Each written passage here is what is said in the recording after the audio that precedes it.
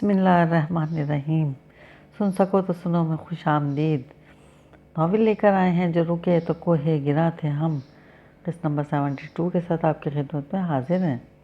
اگر آپ نے ابھی تک ہمارا چینل سبسکرائب نہیں کیا تو ہمارے چینل کو سبسکرائب کریں اور بیل آئیکن کو پریس کرنا مت بھولیے گا تاکہ آنے والے تمام ناول، تمام کہانیاں آپ کو بر وقت ملتی رہیں۔ شکریہ۔ میں شاید تمہیں جانتا ہوں، اگر پاکستان میں بہت سی لڑکیوں کا نام ماہنور ہو تو بھی ایک ماہنور کو میں ضرور جانتا ہوں۔ وومن زادے نے اپنا نام ماہنور نامی لڑکی کا پیغام پڑھ کر جواب لکھا۔ تم کیا سمجھتے ہو میں پاکستانی لڑکے کی تصویر دیکھ کر پاکستان میں موجود تمام ماہنور نامی لڑکیوں میں سے کسی ایک ماہنور نامی لڑکی نے ہی تم سے کیوں رابطہ کیا؟ لڑکی کا جواب آیا، میں ساز سلطان کے حوالے سے ایک ماہنور نامی لڑکی کو جانتا ہوں اور میرا خیال ہے کہ ہم ایک دوسرے سے بالکل ناواقف ہونے کے باوجود دوست بن سکتے ہیں۔ وومن نے جواب لکھا اور لڑکی کی دوستی کی درخواست قبول کر لی۔ تم سعد کو کیسے جانتے ہو؟ کیا تم جانتے ہو کہ وہ ابھی کدھر ہے، کیا کر رہا ہے اور کس حال میں ہے؟ ماہنور نے وومن زادے سے سوال کیا۔ میں سعد سلطان کو اتنا جانتا ہوں کہ اس کے سلسلے میں تمہاری بے چینی مجھے ٹھیک سمجھ میں آ رہی ہے اور میں اس پر محظوظ بھی ہو رہا ہوں۔ وومن کے جواب نے ماہنور کو چونکا دیا۔ رہا یہ سوال کہ وہ کیا کر رہا ہے اور کس حال میں ہے تو شاید میرا جواب سن کر تمہیں دکھ بھی ہوگا اور تم رونے بھی لگو گی۔ رونا اس لیے لکھ رہا ہوں کہ مشرقی خصوصاً ایشیائی لڑکیوں کو سنا ہے رونے کا بہت شوق ہوتا ہے۔ بریکٹ میں لکھے اس جملے کو آگے بھجوانے سے پہلے وومن کو اس پر ہنسی آ رہی تھی۔ نہیں، مجھے مت بتانا اگر وہ کسی ایسے حال میں ہے جسے جان کر میں رونے لگوں گی۔ ماہنور نے فوراً جواب دیا، مجھے اس کے بارے میں کچھ نہیں پوچھنا، اس کا دل دہل گیا تھا۔ کیسی عظیم بات کی تم نے۔ وومن ہنسا، لڑکیاں ہر جگہ ہی توہم پرست ہوتی ہیں، خصوصاً اپنی زندگی کے خصوصی مرد کے لیے۔ تم سے کس نے کہہ دیا کہ سعد میری زندگی کا خصوصی مرد ہے؟ ماہنور چڑ گئی۔ تمہارے اس کے بارے میں کیے گئے سوالات کے اندازے نے، تمہاری بے چینی نے، وومن نے لکھا۔ جی نہیں، ماہنور بے نیاز بن گئی، وہ صرف ایک دوست ہے۔ اچھا، تم کہتی ہو تو مان لیتا ہوں، وومن نے لکھا۔ ویسے اس نے کسی بھی عام دوست یا شناسہ کو اپنے بارے میں بتانے سے منع کر رکھا ہے، اس لیے میں معذرت خواہ ہوں، میں تمہیں اس کے بارے میں نہیں بتا سکتا۔ رکو، ایسی بھی بات نہیں، مجھے نیند آ رہی ہے کیونکہ یہاں آدھی رات گزر چکی ہے اور مجھے کام پر بھی جانا ہے صبح اٹھ کر، وومن نے لکھا اور سائن آؤٹ کر گیا۔ اوفو، ماہنور کا دماغ گھوم گیا۔ یہ کیا بات ہوئی؟ اس کا دل مایوس ہونے لگا۔ ہر بات ادھوری رہ جاتی ہے، تلاش کا ہر سرا نامکمل ہاتھ میں آتا ہے۔ اس نے وومن زادے کے ٹائم لائن کو دیکھتے ہوئے سوچا، پھر اس کے دوستوں کی فہرست دیکھنے لگی اور اس فہرست میں اسے اپنی تلاش میں آگے بڑھنے کا ایک نیا نکتہ ہاتھ لگ گیا۔ نہیں، بلال سلطان جو اس وسیع کمرے کے وسط میں کھڑے تھے بولے، ماضی کے چند جھروکے ایسے ہیں جن کو میں بالکل بھی خوشگوار خیال نہیں کرتا، لہٰذا میں ہر بات نہیں کروں گا۔ کیسے نہیں کرو گے؟ کمرے کے مشرقی کونے سے ایک نسوانی مگر مضبوط آواز ابھری تھی۔ ماضی کے بدنما ناخوشگوار بھدے جھروکے کے پیچھے ہی تو اصل کہانیاں چھپی ہیں، تم ان پر کیسے بات نہیں کرو گے؟ اوہ، بلال ہنسے۔ آج کی فلزا ظہور اور ماضی کی فلزا ظہور میں کچھ زیادہ فرق نہیں آیا، ماں سوائے بالوں کے۔ بالوں میں جھلکتی چاندی کے تمہارا لہجہ ابھی بھی ویسا ہی تلخ ہے اور تمہاری پیشانی پر ابھی تک وہی 3 بال ہیں، حالانکہ ان میں مزید کا اضافہ ہو جانا چاہیے تھا۔ اگر تم سمجھتے ہو کہ ہم سب کی ایک ہی جگہ موجودگی کو تم ہنسی میں اڑا سکتے ہو تو یہ تمہاری بھول ہے۔ فضا تقریباً غرائی تھی۔ اچھا، بلال نے زبردستی اپنی ہنسی روکی، گویا سب لوگ اپنے دانت تیز اور پنجے جھاڑ کر یہاں پہنچے ہیں۔ دیکھیں بلال صاحب، بہتر ہوگا آپ تشریف رکھ کر بات کریں، چودھری سردار نے بلال کے قریب آتے ہوئے کہا۔ چودھری صاحب، بلال مسکرائے، مجھے تو آپ کے فارم ہاؤس کی جادوئی کشش یہاں کھینچ لائی ہے۔ میں نے سوچا خود جا کر دیکھوں یہ کیسا طلسم ہوش ربا ہے جس کے اندر داخل ہوتے ہی آئینوں میں اصل چہرے نظر آنے لگتے ہیں۔ देखिए ऐसी कोई बात नहीं है, प्लीज़ आप बैठ जाइए। चौधरी सरदार ने एक और कोशिश की। बात कुछ ख़ास है ज़रूर इस फार्म हाउस में। बिलाल ने चौधरी साहब की दरख्वास्त को खातिर में न लाते हुए कहा। देखिए तो इस एक जगह पर सिराज सरफराज, राबिया कलसूम और फिल्ज़ा ज़हूर सब जमा हैं। कौन है जो यहाँ नहीं है? एक वही है जिसे तलाश करने में मेरे कितने ही माह साल ज़ाया हो गए। देखिए भाई साहब, चौधरी साहब का लहजा मज़ीद शीरीं हुआ। आपको बैठकर तहम्मुल से बात करनी चाहिए। रहने दीजिए चौधरी साहब। आपके कमरे में सुनाई दी जाने वाली आवाज़ राबिया कलसूम की थी। बिलाल सुल्तान साहब सिर्फ अपने मतलब के बंदे हैं। इनसे इनके मतलब की बात पूछ लीजिए। इनके इर्द गिर्द बैठे लोग भी इंसान हैं, ये कहाँ मानेंगे। ओह, बिलाल सुल्तान के चेहरे पर मुस्कुराहट फैली। यहाँ तो सभी पतंगों को पर लग चुके हैं। अफसोस मैं इतना अर्सा इनकी परवाज़ के नज़ारों से महरूम रहा। पतंगों का लफ्ज़ तो तुमने शायद मारे मुरवत के इस्तेमाल कर लिया। फिल्ज़ा ज़हूर अपनी जगह से उठकर बिलाल सुल्तान के सामने आकर खड़ी हुई। कहना तो तुम चूंटियाँ ही चाहते थे ना? बिलाल सुल्तान ने तमस्खराना अंदाज से फिल्ज़ा की तरफ देखा और फिर चौधरी साहब से मुखातिब हुए। ठीक है चौधरी साहब, मैं यहाँ बैठकर ही सब की सुन लेता हूँ। वो चौधरी साहब के साथ सोफे पर बैठ गए। सुनाओ भी चूंटी, क्या सुनाना है? ये बात उन्होंने किसी की तरफ देखे बगैर कही थी, लेकिन इनके सामीन जानते थे कि इनकी मुखातिब फिल्ज़ा ही थी। जब मैं सुनाऊंगी और जो मैं सुनाऊंगी इसे सुनकर तो तुम्हारे होश ही उड़ जाएंगे। भगोड़े चूहे, फिल्ज़ा ने दांत पीसते हुए कहा। लेकिन पहले ये तो बताओ, तुम्हारा बड़ा लड़का कहाँ है? वो क्यों यहाँ नहीं आया, जबकि वो मुझे वक्त भी दे चुका था और इस जगह का नाम भी। मेरा बड़ा लड़का? बिलाल एक बार फिर हंस दिए। बड़े छोटे की तफरीक में पढ़ने का तकल्लुफ़ तो तुमने ख्वामखा ही किया। उन्होंने सर झटका और खूब उन्होंने फिल्ज़ा की तरफ देखा, गोया वो तुमसे राब्ते में है, जबकि मेरी नज़र से तो कब का ओझल है। चौधरी साहब, फिर उन्होंने चौधरी सरदार की तरफ देखा। अजीब क्या इत्तफ़ाक़ है, मेरी औलाद की गुमशुदगी में हमेशा इन्हीं खातून का हाथ निकल आता है। ये क्या चक्कर है भाई साहब? इससे पहले कि फिल्ज़ा कोई तगड़ा जवाब देती, मौलवी सिराज की सरसराती आवाज़ कमरे में गूंजी। बड़ा लड़का, छोटा लड़का, बात समझ में नहीं आई। आप चुपके बैठे रहिए मौलवी साहब। राबिया कलसूम ने मौलवी साहब को घूरा। इन साहब का क्या भरोसा? उन्होंने तेज़ नज़रों से बिलाल सुल्तान को ऊपर से नीचे तक देखते हुए कहा। मामला चक्कर कोई भी हो पर्चे हम पर ही कटवा देंगे। ये तो जब साहिब हैसियत नहीं थे, इस वक्त भी तगड़े थे। अब तो खैर से हैसियत को भी भाग लगते नज़र आते हैं। शिमले ऊंचे और शानें बुलंद दिखती हैं। बिलाल ने मानी खेज अंदाज में कहा। फिर अब क्या करोगी तुम राबिया बीबी? भाग जाना ही बेहतर है। राबिया ने इनकी तरफ देखे बगैर कहा। एक बार आप बड़े लोगों की करतूतों का इन गुनहगार आंखों से नज़ारा कर लेने का नतीजा उम्र भर चोरों की तरह गुजारने की सज़ा भुगतने में लग गया। अब तो जो रह गई है वो बहुत कम है, और आप साहब लोगों के अंदाज हुक्मरानी सहने की हिम्मत भी नहीं रही। नहीं राबिया बीबी, हम गलत समझे थे भाई साहब। तो मौलवी सिराज ने कहना चाहा, लेकिन राबिया कलसूम ने इनकी बात दरमियान में ही काट दी। अरे छोड़िए मौलवी साहब, आप तो हमेशा ही इनके मुरीद और वकील रहे, ऐसे मरूब कि उम्र भर यही कहते गुजर गई कि जो भी हुआ इसमें भाई साहब का कोई कसूर नहीं। अरे अपने सामने सिसकती लाश पड़े देखकर आपको ये ही लगता रहा कि भाई साहब बेचारे गंगा नहाए हुए हैं। छुरे पकड़ना इस दुनिया में सिर्फ तीफे लाटरों का काम है।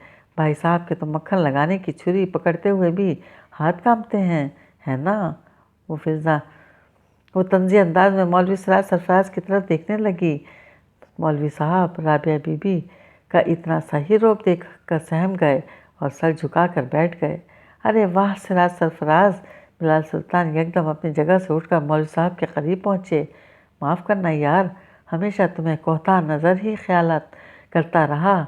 आज मालूम हुआ इस हजूम नस्वा में एक तुम ही तो हो जो मर्दम शनास हो। उन्होंने मौलवी साहब का हाथ पकड़ा, इन्हें उठाकर अपने बराबर खड़ा किया और फिर गले से लगा लिया।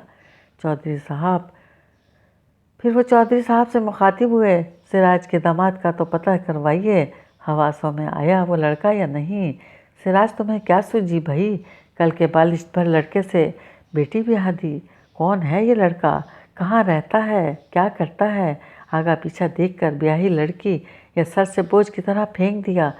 देखने में तो बेचारा यतीम ही लगता है, किसी मदरसे या मकतब से तो नहीं ले आए थे साथ।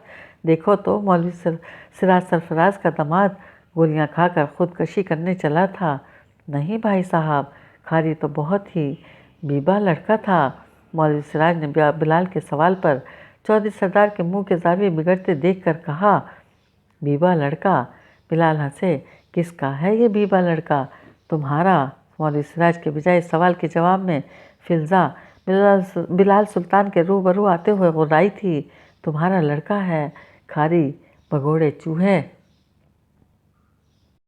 साद ने अपने सामने बैठे शख्स को देखा, जिसके चांदी झलकाते बाल इसके सर पर उल्टा कर कंघी किए गए थे। इस हेयर स्टाइल ने इसकी पेशानी को कुशादा और नुमाया बना रखा था। इसके चेहरे के खद खाल चपटे थे, आंखें छोटी और ज़्यादा नंबर की शीशे जड़ी ऐनक के पीछे छुपी थी। इसकी थोड़ी पर सफ़ेद और सुनहरी बालों की छोटी सी दाढ़ी सजी थी।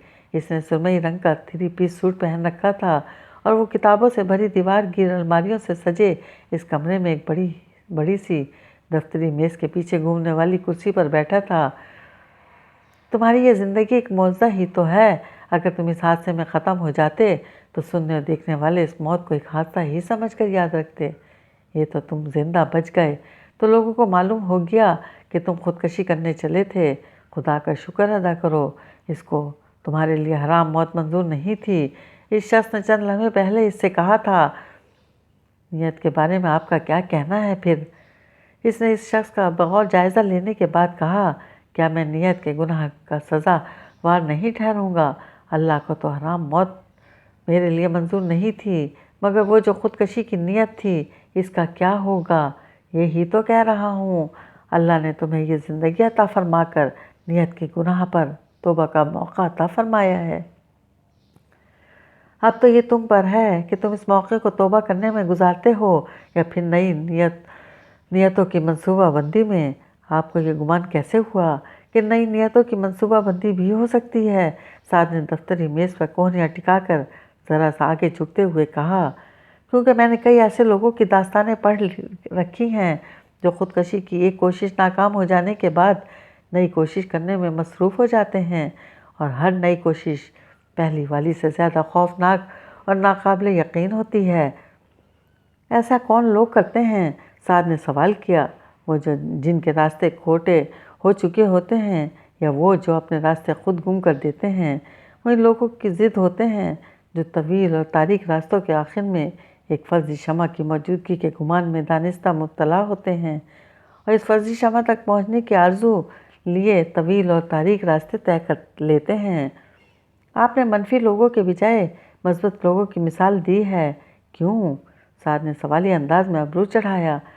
इसलिए कि मैं खुद ज़िंदगी को मजबूत नज़र से देखने का कायल हूँ। इसके मुखातिब ने अपना चश्मा उतार कर इसके शीशे नर्म रुमाल से साफ़ करते हुए कहा, आपके मुताबिक मेरे जैसे लोग मजबूत अंदाज फ़िक्र वाले लोगों की ज़िद होते हैं। वह गहरा सांस लेते हुए पीछे हटा और अपनी कुर्सी की पुश्त से कमर टिका ली। जवाब में इसके मुखातिब ने इसे मानी खेज़ अंदाज में देखते हुए अपने शाने हल्के से उचका दिए। जाने दें साहब। साद ने अपनी आंखों पर दाएं हाथ की उंगली का दबाव डाला। फिर इसने आंखों से हाथ हटाकर इन साहब की तरफ देखा जिनका नाम डॉक्टर रज़ा हुसैन था और जिनसे मिलवाने के लिए नादिया बतौर ख़ास इस रोज़ इसे इनके पास लेकर आई थी। अब मलेशिया फिर गालबन इंडोनेशिया से ताल्लुक़ रखते हैं। मेरा ताल्लुक़ फ़िलिपाइन से है। डॉक्टर रज़ा ने नरमी से कहा। कुछ ऐसा ही लग भी रहा है, वो लापरवाही से बोला। नादिया ने शायद मेरे बारे में आपको तफसील से नहीं बताया। नादिया ने आपके बारे में सिर्फ इतना ही बताया है कि आप इसके निस्फ़ बरादर हैं। मेरे लिए नादिया के हवाले से आपका इतना ही तारुफ काफ़ी है। बहुत खूब। वो मुस्कुराया। गोया अपने बारे में आपको मुझे खुद ही बताना पड़ेगा। मैं गौर से सुन रहा हूँ। डॉक्टर रज़ा ने चश्मा उतार कर मेज़ पर रख दिया। کچھ عرصہ پہلے تک میں بھی طویل اور تاریک شاہراہ کے آخر میں جلتی فرضی شمع کے تصور میں غرق ہو کر راستہ بھول کر جانے والوں کی فہرست میں شامل تھا، یا شاید یوں سمجھیے کہ میں ایسے لوگوں کی قطار کا رہبر خیال کیا جاتا تھا۔ زبردست، ڈاکٹر رضا نے کہا۔ پھر یوں ہوا کہ میں خود ساختہ مثبت انداز فکر کو حقیقت کے زہر کا پیالہ پلا دیا گیا۔ ذرا رکیے، ڈاکٹر رضا نے ہاتھ کے اشارے سے اسے روکا۔ حقیقت کے زہر کا پیالہ آپ کو زبردستی پلایا گیا یا آپ نے خود پیا؟ نہ تو کسی نے زبردستی پلایا اور نہ ہی میں نے اپنے مرضی سے پیا، بلکہ یوں سمجھیے مجھے پینا پڑا، کیونکہ حقیقتیں ایک کے بعد ایک میرے سامنے آتی چلی گئیں اور آپ کے اعصاب بس اتنے ہی مضبوط تھے کہ جب تک حقیقت سے لا علم تھے اپنی جگہ قائم رہے، اور جب حقائق سامنے آ گئے تو اعصاب ساتھ چھوڑ گئے اور آپ نے فیصلہ کر لیا کہ زندگی ہی سے منہ موڑ لیا جائے۔ ڈاکٹر رضا زیر لب مسکرا رہے تھے۔ آپ مجھے بہت ہی ہلکا سمجھنے لگے غالباً، سعد نے تحمل سے جواب دیا۔ میرے اعصاب اتنے مضبوط تو تھے کہ میں ان حقیقتوں سے روشناس ہونے خود ان کی کھوج میں نکلا تھا، پھر ان کا سامنا کرنے کا یارہ کیوں نہیں رہا۔ سامنا بھی کر لیا اور سمجھ بھی گیا، سعد نے سر ہلایا۔ لیکن کچھ حقیقتیں انسان کے اپنے اوپر وجود پر سوالیہ نشان لگا دیتی ہیں، اور جب ایسا ہوتا ہے تو جی نظر چرانے کو چاہنے لگتا ہے، مگر نظر چرانے کا کوئی فائدہ نہیں ہوتا۔ ایسے میں جی چاہتا ہے بس زندگی سے ہی منہ موڑ لیا جائے۔ ڈاکٹر رضا آپ کے سنجیدہ نظر آئے۔ وہ زندگی سے منہ موڑ لینے کا فیصلہ کر لینے کے بعد آپ نے ایک لمبی منصوبہ بندی کی۔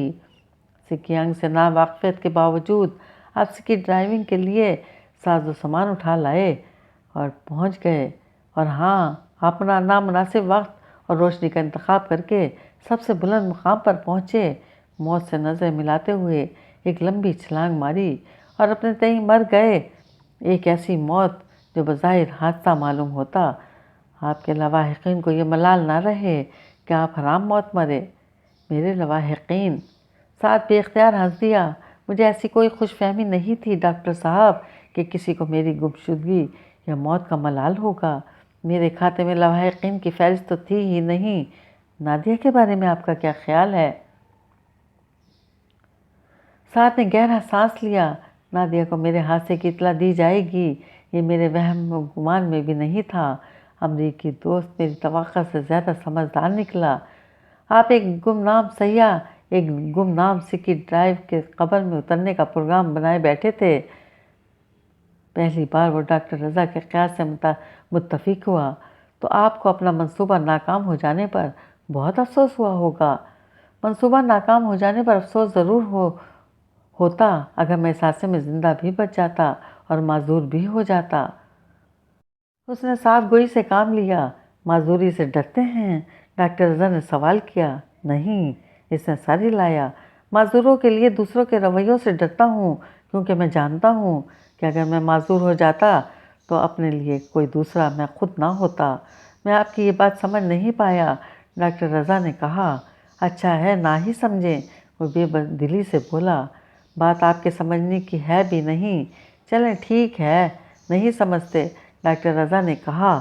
یہ بتائیے اب کیا ارادہ ہے؟ کچھ بھی نہیں، اس نے شانے اچکائے۔ میں فی الحال بے ارادہ ہوں۔ آپ نے نادیہ کو دیکھا، اس کی زندگی کیسا مثبت موڑ اختیار کر گئی ہو سکتا ہے، وہ بے نیازی سے بولا۔ مثبت اور منفی کے ہر انسان کے پاس اپنے پیمانے ہوتے ہیں، گویا آپ کے پیمانے عام انسانوں کے پیمانوں سے مختلف ہیں۔ برائی اور اچھائی، سچ اور جھوٹ، مثبت اور منفی کے پیمانے۔ آپ گفتگو کو رفتہ رفتہ جس سمت موڑنے کی کوشش کر رہے ہیں میں اسے سمجھ رہا ہوں۔ سعد نے ڈاکٹر رضا کی طرف دیکھا۔ اس سوال کے بعد آپ یقین، ایمان اور اعتماد کی طرف جائیں گے، پھر میرے کسی دین کی تقریر کرنے یا لا دین ہونے پر سوال کریں گے، اور پھر اس سے اگلا قدم کوئی نصیحت ہوگا، وعظ ہوگا یا پھر تلقین۔ ڈاکٹر رضا نے جواب دینے کے بجائے سعد کی طرف دیکھتے دیکھتے آنکھیں جھپکائیں۔ چھوڑیے ڈاکٹر صاحب، وہ مقصر محظوظ ہوتے ہوئے سر جھٹک کر بولا۔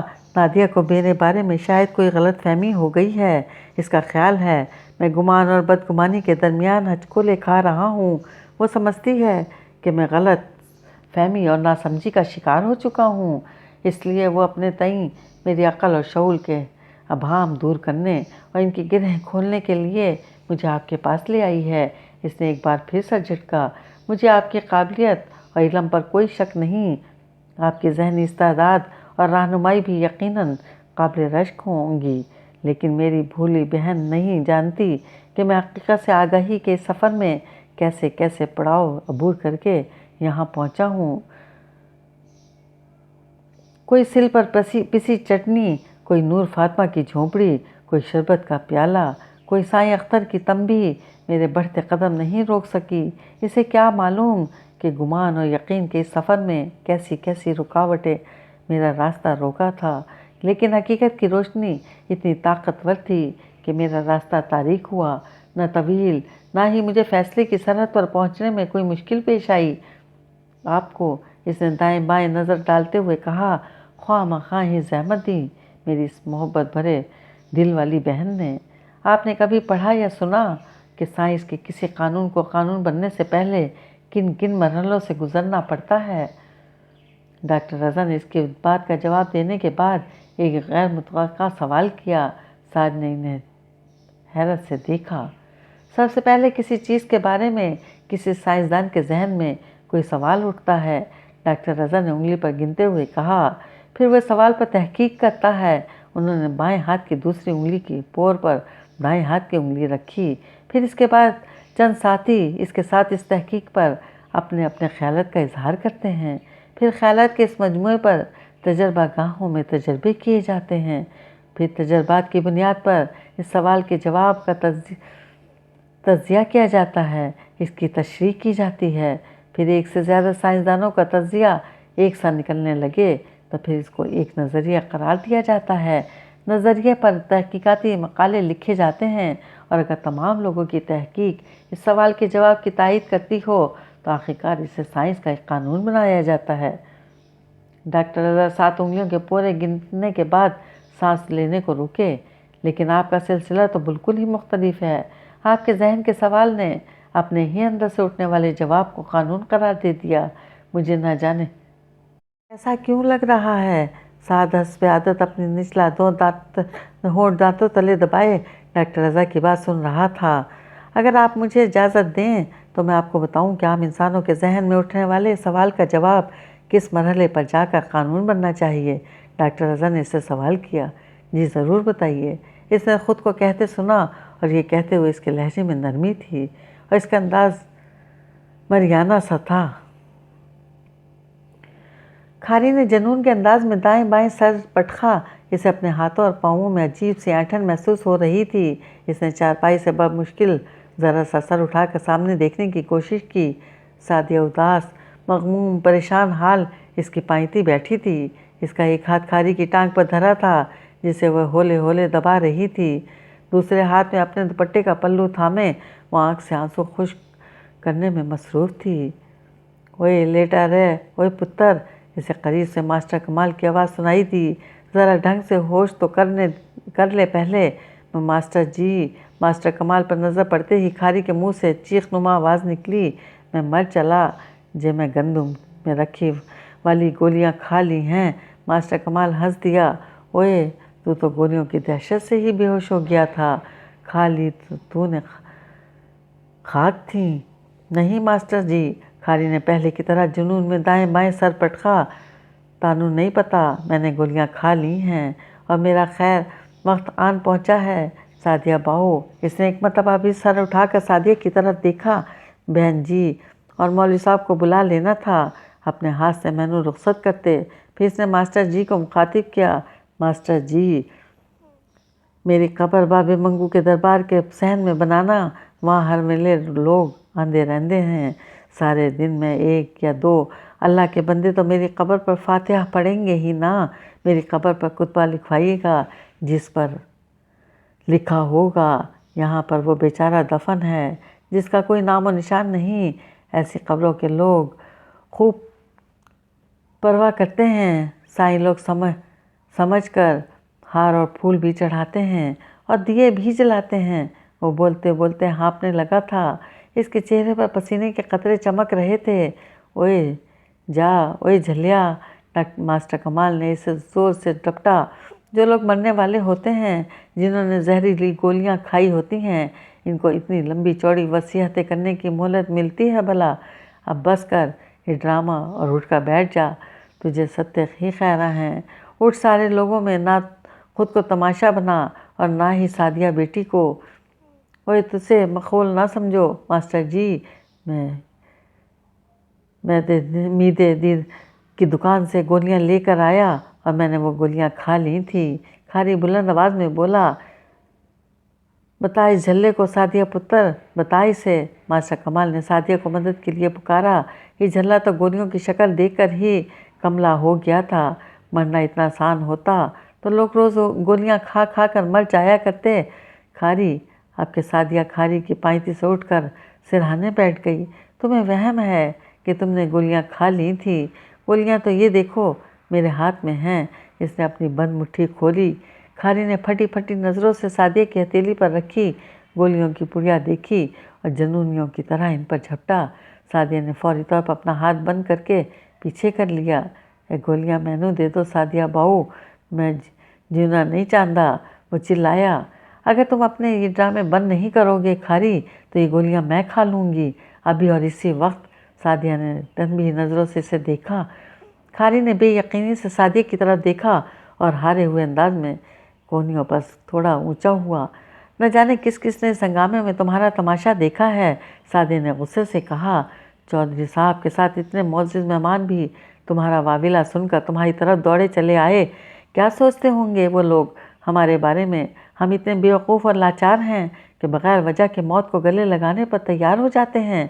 चौधरी साहब के सामने मेरी नज़र शर्म के मारे उठ नहीं रही थी। कितनी सुबकी हुई होगी इनकी सबके सामने। वो तो भला हो चौधरी साहब का, मासी रशीदा ने कहा, जो सबको फटाफट इकट्ठा करके मेहमान खाने ले गए।